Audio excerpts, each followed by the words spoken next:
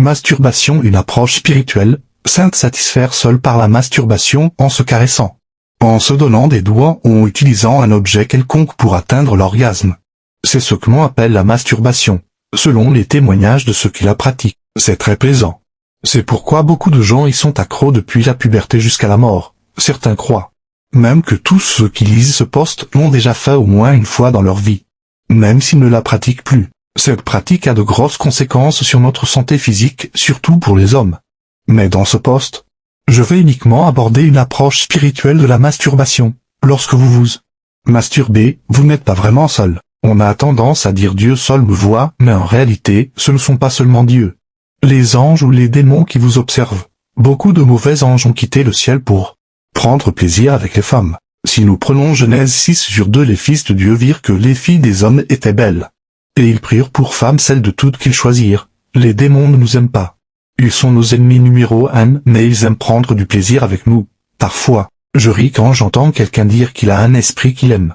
Car tout ce que les esprits veulent, c'est que vous perdiez votre âme. Eh bien, lorsque vous vous masturbez, les démons vous couvrent, prennent position, participent avec vous à ce que vous faites. C'est pourquoi il n'est pas bon non plus de dormir nu, même si vous êtes marié. Mettez un caleçon, un pyjama, ou une robe de nuit pour éviter certains dégâts qui pourraient survenir pendant la nuit, ou un mauvais esprit pourrait venir coucher avec vous. Ces esprits qui prennent du plaisir lorsque vous vous masturbez vont venir habiter chez vous et coucher avec vous dans votre sommeil. L'influence de ces mauvais esprits amène souvent les femmes au lesbianisme après s'être masturbées, car cela leur donne envie d'essayer avec d'autres femmes. Car c'est ce qui les nourrit. Et si nous continuons à lire Genèse 6, nous verrons que les anges avaient l'habitude de faire les enfants avec les femmes, ce qui a été l'une des causes du déluge Noé. Jusqu'à présent, il y a des femmes qui font des enfants pour des esprits. Et beaucoup de jeunes femmes et jeunes hommes attrapent des maladies en couchant avec des esprits. Dans leur sommeil, maladies qui ne peuvent jamais être traitées. Les esprits ont beaucoup d'enfants sur terre. Je sais que vous allez me dire que je suis fou, mais c'est la vérité.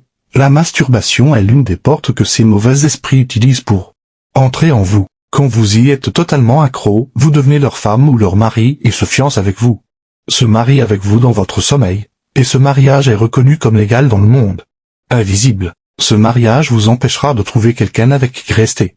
Il détruira votre mariage si vous finissez par vous marier avec un chrétien comme vous. Cet esprit peut même aller jusqu'à tuer votre mari ou votre femme. Mes amis, les plaisirs de la chair sont vraiment doux. Mais pensez aux conséquences pour notre esprit et notre âme. Si quelque chose est bon pour votre corps mais pas pour votre esprit, évitez-le. Si c'est bon pour votre corps mais pas pour votre âme, fuyez-le. Parmi les 3 parties qui vous composent, le corps est la plus inférieure. Après votre mort, votre esprit et votre âme resteront, alors qu'après quelques jours, vos os ne seront même pas bons pour faire des boutons.